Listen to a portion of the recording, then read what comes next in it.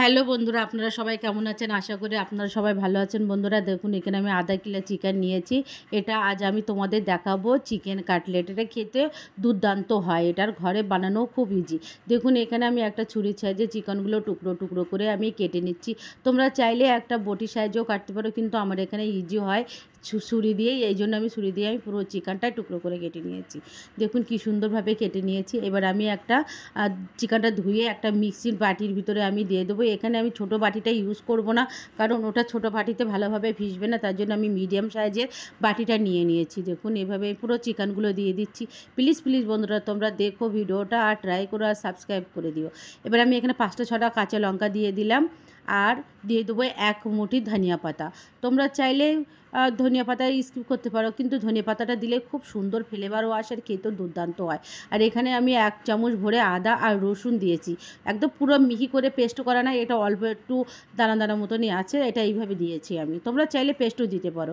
এবার আমি একটা ঢাকনা লাগিয়ে এটা পুরো আমি কিমা করে নেবো, কিমা বা পেস্ট করে নিচ্ছি। তোমরা চাইলে কিমা করেও নিতে পারো। দেখুন আমার পেস্ট করা হয়ে গেছে, তোমাদের আমি দেখিয়ে দিচ্ছি কি সুন্দরভাবে পেস্ট করা হয়ে গেছে। এবারে এটা আমি একটা বাটির ভিতরে নিয়ে নেবো। তোমরা চাইলে যে কোনো বাটি বা থালার ভিতরে নিতে পারো। আমি এখানে একটা প্লাস্টিকের বাটির ভিতরে নিয়ে নিয়েছি। এবার দেখুন আমি হাত দিয়ে তোমাদের দেখিয়ে দিচ্ছি কী সুন্দরভাবে পেস্ট হয়ে গেছে। এবার আমি ওর ভিতরে যে মশলাগুলো দেবো সেগুলো তোমাদের এক এক করে দেখিয়ে দিচ্ছি। এখানে আমি ব্রেড কম নিয়েছি। ব্রেড কম মানে খুব ইজিভাবে তোমরা দোকান থেকে ব্রেড এনে মিক্সারে ফিশে ব্রেড কম করে নিতে পারো। আর পরিমাণ মতো আমি দিয়েছি লবণ, আর দেবো এখানে মানে ভরে ভরে মানে মির্চি পাউডার বা ঝালের গুঁড়ো আর ধনিয়া পাউডার। দেখুন এভাবে আমার দেওয়া হয়ে গেছে। আর একটা লেবুর অর্ধেকটা আমি রস দিয়ে দিচ্ছি। দেখুন আমি এইভাবে দিয়ে দিলাম, আর একটু সাদা তেল দিয়ে দেবো। তোমরা চাইলে বাটার বা সর্ষের তেলও দিতে পারো, কিন্তু আমি এখানে সাদা তেল দিয়েছি।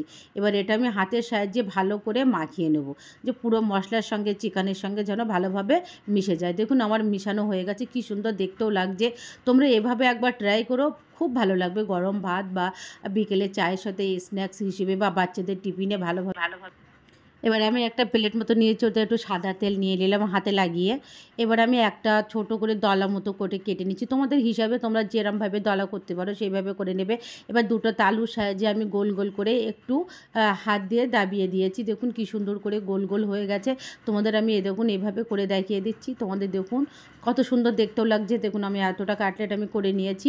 এবার আমি একটা ছোটো একটা বাটি নিলাম, তার ভিতরে 2-3 চামচ কর্নফ্লাওয়ার দিয়ে পানি দিয়ে গুলে নিয়েছি। আর একটা ছোটো একটা প্লেটের মধ্যে আমি ব্রেড কম নিয়েছি। এবার আমি এটা কর্নফ্লাওয়ারের মধ্যে একটু ডুবিয়ে ব্রেড কমের ভিতরে দিয়ে একটু হাত দিয়ে চেপে চেপে নেব। ব্রেড কম দিয়ে করলেও খুব ভালো হয়।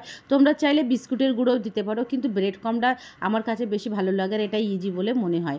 দেখুন আমার পুরোটা ব্রেড কম লাগানো হয়ে গেছে। এবার আমি একটা প্যানে তেল বসিয়ে দিয়েছি, এটা সাদা তেলে দিয়েছি, তোমরা সাদা তেল দিয়ে করবে। এক এক করে কাটলেটগুলো সব দিয়ে দিয়েছি।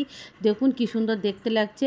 এবার আমি কাটলেটগুলো খুন্তি বা ঝাঁঝরির সাহায্যে উল্টে পাল্টে দিয়ে দেবো। একটু লাল লাল হয়ে গেলে পাল্টিয়ে এপাশ ওপাশ করে দিলাম। দেখুন একটু ঘুরিয়ে ঘুরিয়ে নিয়ে লাল লাল করে ভেজে তুলে নেবো। বেশি লাল করতে যাবে না, তাহলে তেতো হয়ে যাবে। মিডিয়াম সাইজ যখন ব্রাউন ব্রাউন হবে তখনই তুলে নেবে। দেখুন আমি তোমাদের তুলেও দেখিয়ে দিচ্ছি কী সুন্দর ক্রিস্পি আর চটপাটা। দেখুন এভাবে তোমরা একবার ঘরে বানিয়ে দেখুন। প্লিজ প্লিজ ট্রাই করো, সাবস্ক্রাইব করো আর কমেন্ট করে জানিও কেমন হয়েছে। এটা খুব ভালো লাগবে। আর আমি একটু শসা, একটু পেঁয়াজ, একটু লেবু আর একটু দিয়ে দিলাম, টমেটো দিয়ে আমি ডেকোরেশন করে তোমাদের দেখিয়ে দিলাম। প্লিজ বন্ধুরা তোমরা ট্রাই করো আর ঘরে একবার ট্রাই করে দেখো। Thank you.